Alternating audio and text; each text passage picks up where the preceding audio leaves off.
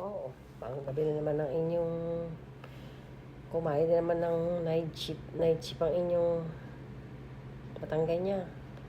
Dito naman tayo sa Harusame, soup with wonton. O diba, instant lang yan. Yun natin mga pampagising. Tsaka mas maganda to, ilan lang ang calorie. Ayan o. 78 kilocalorie. Kala mo naman napaka-conscious ko. Hindi tayo pwede ditong masyadong mag-ingay. Kasi nasa hospital tayo. Yan. Pagka mga graveyard kayo, yan lang ang baong ninyo.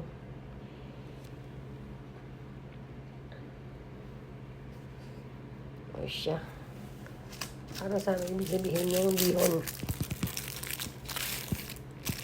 Bihon at saka wonton sa po. Bihon na naman.